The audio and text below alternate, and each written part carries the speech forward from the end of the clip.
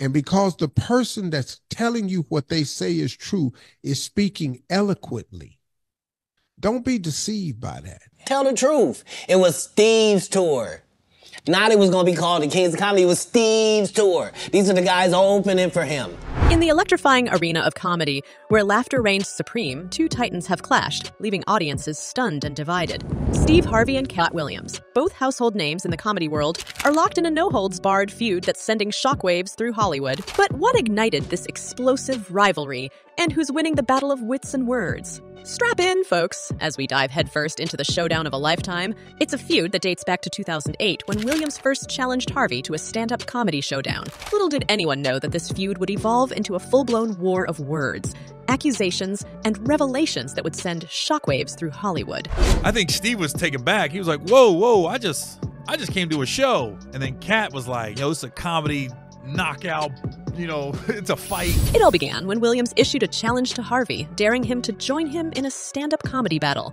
The tension came to a head on New Year's Eve in Detroit that same year, where the two comedians performed at the same show. Williams couldn't resist taking digs at Harvey during his set, setting the stage for the years of conflict that would follow. This is like Steve Harvey telling people he used to be homeless. That's my story. That's not his story. Steve Harvey wasn't never homeless. Fast forward to more recent times, and Katt Williams doubled down on his beef with Harvey during an explosive interview on the Club Shay podcast. In the podcast episode that went viral, Williams pulled no punches. He accused Harvey of plagiarism, insinuating that the veteran comedian had stolen material from fellow comedian Mark Curry, the same Steve that went to go watch Mark Curry do his whole sitcom and then stole everything Mark Curry had, Williams declared. Now, Steve got a sitcom where he the principal and he wear a suit, and then he gets this high-top fade, making all black men think he got the best lineup in the business, and it's a man unit. Williams didn't stop there.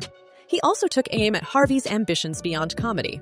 He suggested that Harvey lacked the acting chops to make it as a movie star, forcing him to stick to hosting Family Feud. You ask him, why not a movie star? I didn't want to be a movie star, Williams mocked. This is the same man that hated on Bernie Mac with this same thing.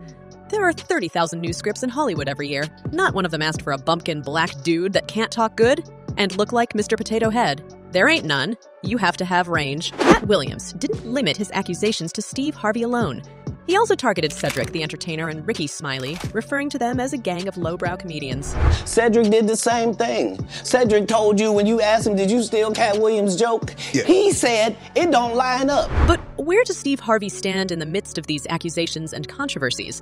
While he initially responded with a cryptic message on social media saying, "You don't have to address your haters," Harvey eventually broke his silence during an episode of his radio program, The Steve Harvey Morning Show. There are some people who know how to lie so well.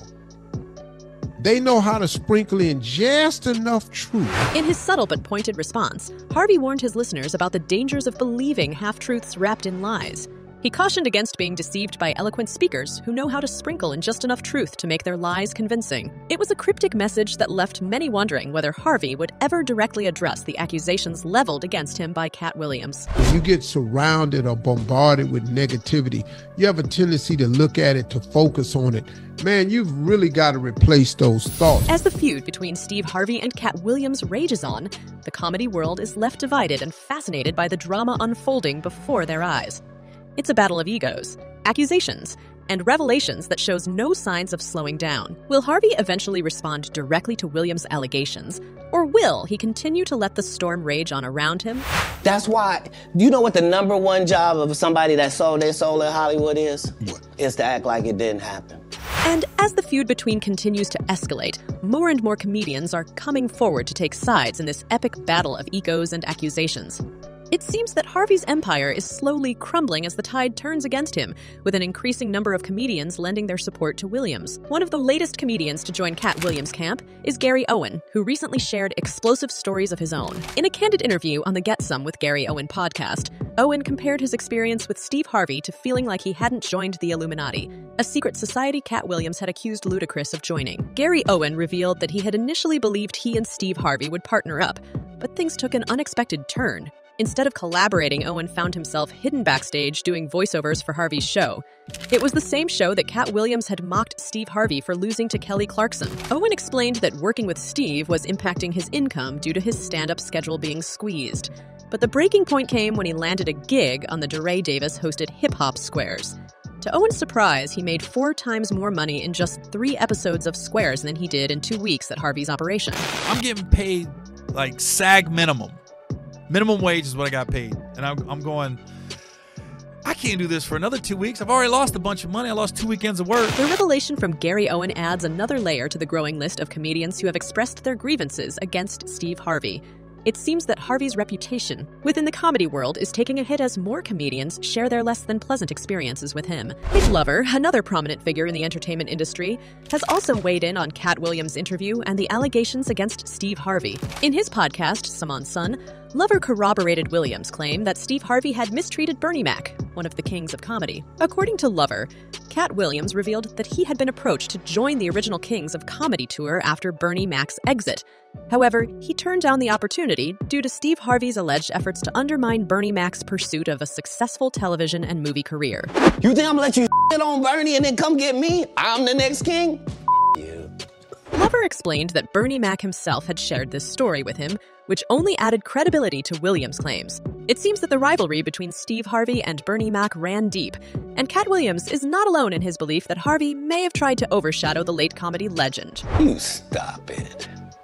You stop it. That man was funnier than all of y'all, and y'all thought y'all had one over on him. You thought he was black and ugly. Janice McCullough, the daughter of Bernie Mac, also weighed in on Katt Williams' interview, focusing on his praise for her father. McCullough commended Williams for shedding light on the cutthroat nature of the comedy industry and for speaking highly of Bernie Mac. In the podcast, Katt Williams had revealed that he was asked to join the original Kings of Comedy tour after Bernie Mac's departure, but he declined, citing Steve Harvey's alleged attempts to diminish Bernie Mac's reputation. McCullough appreciated Williams' genuine praise for her father and noted that it was proof of the late comedian's integrity. She expressed her utmost appreciation and respect for Katt Williams, highlighting the authenticity of his sentiments.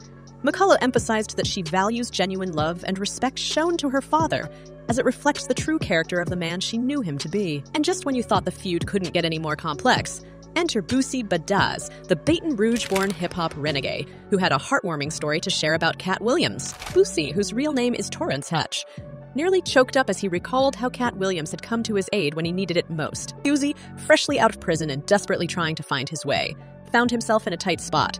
He needed help, and it was Katt Williams who extended a helping hand. The comedian gifted Boosie an astonishing $15,000, seemingly out of the blue. I know he a real man to me. Like I say, bro, I came home. I ain't had nothing. The man invited me to his concert. I mean, front row seats, and when I was leaving, I thought he gave me some because it was wrapped up in a towel. But it was $15,000, bro. Boosie emotionally recounted on his Instagram. Boosie, touched by this act of kindness, expressed his deep gratitude, vowing to return the favor whenever he could. He shared that at that moment in his life, he was in dire need of money and didn't even have a proper place to stay with his kids, residing in a hotel in downtown New Orleans. I didn't even see... He didn't give me a chance to say thank you. He didn't... I thought it was weed. This heartwarming revelation added a new layer to Katt Williams' character, showing that beneath the turmoil and controversy, there's a side of him that's undeniably generous and compassionate. Boosie's testimonial about Katt's kindness left many fans applauding Williams for his benevolence and his unwavering support during tough times.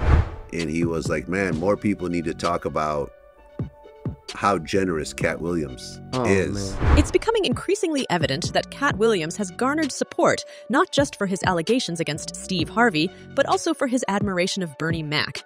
The comedy world is slowly but surely aligning itself with Williams, leaving Steve Harvey to face growing isolation in the industry. Amidst the rising tide of controversy and comedian allies, it seems that Steve Harvey himself, apparently, doesn't quite understand why everyone is turning away from him. Just when you thought the feud between Harvey and Katt Williams couldn't get any more dramatic, a shocking memo has surfaced that adds a new layer to the ongoing narrative of turmoil surrounding the beloved but beleaguered comedian. In a move that left jaws dropping in the entertainment world, Steve Harvey's letter to his talk show staff has gone viral.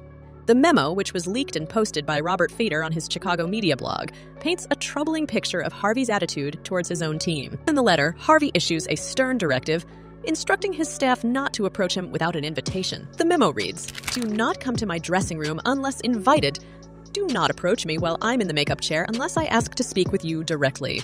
Do not take offense to the new way of doing business. It is for the good of my personal life and enjoyment. The leaked memo has ignited a firestorm of speculation and debate. Was Harvey's behavior justified, or did it reveal a darker side to the comedian's personality? Some have suggested that Harvey's move to Los Angeles for his revamped show may have contributed to this sudden shift in his approach to his staff. But the exact reasons behind his stringent directives remain shrouded in mystery. Don't matter. A dude, I don't give a damn what you say.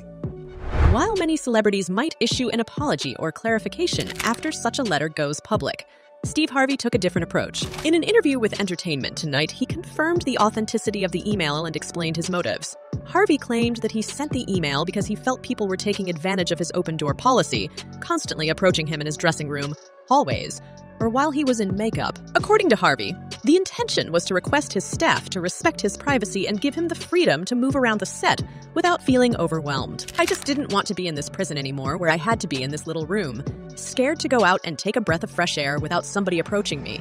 So I wrote the letter, Harvey told it. But despite the clarification, Harvey didn't offer an apology for his memo. He admitted that he probably should have handled it a little bit differently, but the damage was already done. As the comedy world watches in fascination, the question remains: will Steve Harvey find a way to mend his relationships and regain the trust of his peers and staff, or will he continue on a path of isolation and controversy? Leave your comments below and join the conversation. Until next time, keep those comments coming, and let's keep the discussion going.